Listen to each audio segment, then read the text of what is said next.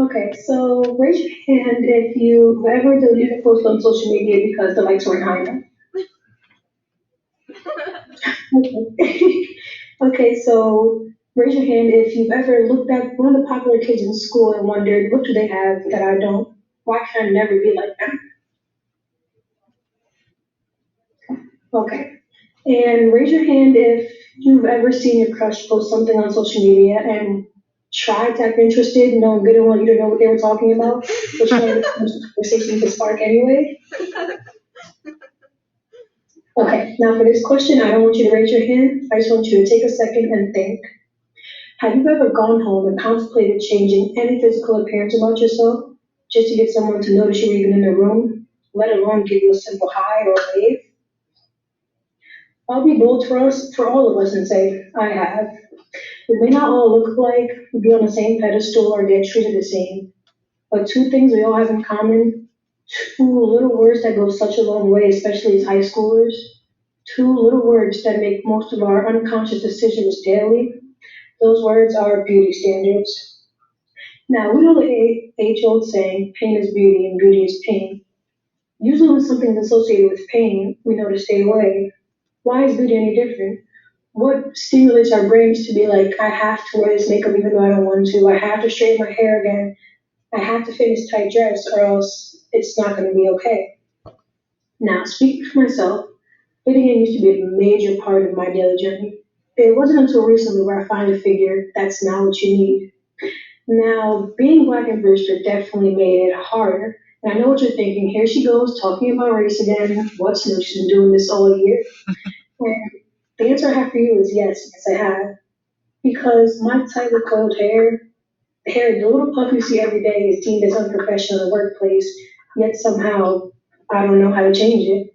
Speaking for my brothers and sisters of the darker skin complexion, I know you all heard the joke, smile so we can see you because their teeth are lighter than their skin, and somehow in a dark room that becomes sunny all of a sudden.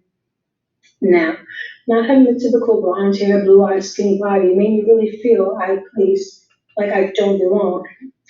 And if you think about it, if this is our mindset as children, what makes us think it'll change any sooner the older we get? Now, at the conclusion of my talk, I don't want you to see Sanai, I want you to see a transformed metamorphosis. Now, if you still choose to see the same me, then that's unfortunately your problem, and I'm going to label you as part of the problem. And I'm going to show you guys three pictures. The first one is me the night of my eighth grade dinner dance. The second one is me the night of my eighth grade graduation. And the first one is me of my first day of freshman year. Now, as I was looking at these pictures, I noticed one thing. My hair was never in its natural state, and I was always dressed up. And I know you're wondering, well, that's your problem. You chose that. In all reality, I felt as if people look at you the hardest those type of night. It's always the important events. People pay attention to you more. So yeah, I couldn't have the typical puff. I had to make sure I wore makeup even though it was extremely hot that night.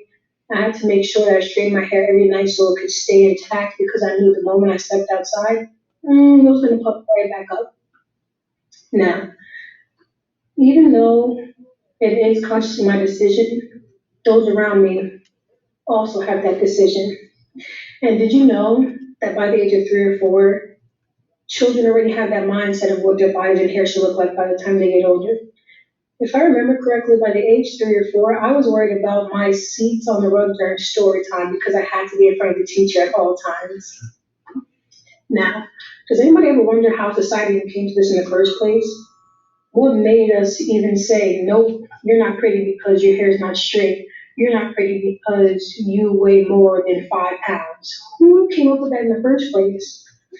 And it wasn't until that day, September 19th, 2018, where I decided to defy the ideas of society and cut my hair to just be its natural state. I cut off all my straight ends, better known as the big chop. As you can see, my guy SpongeBob over there is like, yeah, she finally did it.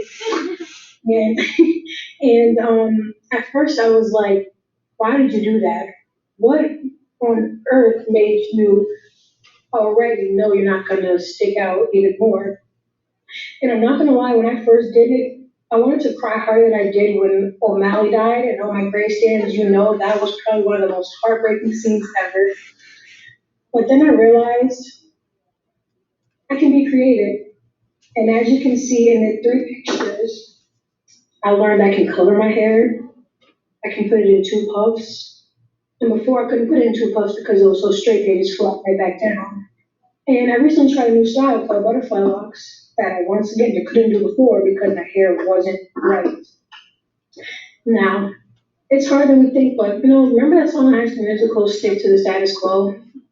Well, Martha, she was seen as a geek, and yet all of a sudden she likes to pop and lock and jam and break. See, he played basketball, and now he's making creme brulee. And this dude right here is a skater, and he plays the cello. Now, I want all of us to end up like Martha, Zeke, and this dude here. Don't be the champagne that says we have to stick to the status quo, we have to keep it what it is, because that, unfortunately, is never going to make society come together. If you don't love yourself, who's going to love you? If you stick to the status quo, you won't realize how creative you can truly be. And not only did changing my hair cause me to change my style, but I began to be more comfortable in my own body. I'm not the skinniest girl in school. I think we all know that, but it's okay. I started wearing dresses more. The first dress I wore was for a photo shoot, and you can see my hair is not straight, it's actually braided.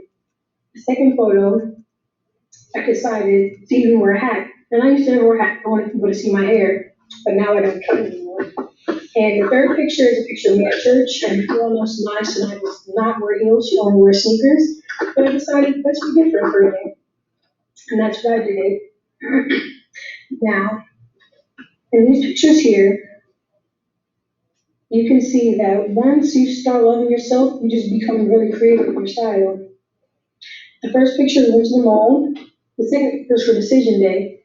And once again, I had no makeup. I let the sun do its work. And not only are all these pictures different styles, I'm not wearing the same outfit at all, but when you start really focusing on you and not worrying about what others have to say, you realize that in the back of your brain, you've always had it in you. It just takes that one little step. For me, it was a big chop. For you, it may be throwing out all of your makeup. For you, it may be throwing out your curling iron. Who knows? Only you truly know what you can do to make yourself love you. And now for this picture, at the end, the one where it says melanin, I want you to find a word, or I want you to think of a word that only you can truly relate to, a word that you can put on your dorm wall. For me, melanin, that means the color of my skin. That's the darkness of my skin. And like I said before, yes, race does play an important part, but once I realized truly who I was, there was no stopping me. And to this day, there isn't a key direction towards self-love at all. You have to go your own pace. You have to take that leap of faith and do what you want to do. Society may have the ideas, but we have the power. Now, before I end, I want you to take a look at this last picture. This picture I took my senior walk in the mural signing. And a little quote I put here, graduating with self-love is the second best diploma I can ever receive. Not only was high school a long 4 years, but a lot of us began to learn more about ourselves. We may not all know who we truly are just yet, but you see that smile right there, you see that cap and gown? That right there just shows you that if you can make it there, you can make it anywhere. And I want you guys to know that as long as you become that Martha, that Zeke, and that cello dude who has no name, it'll be one of the greatest decisions you can ever make. And I promise you, there's no person and there's no situation that can make you feel any less. And I hope that after you graduate, I see you guys and be like, that's the person I knew was in there all along. Thank you for listening. And I hope,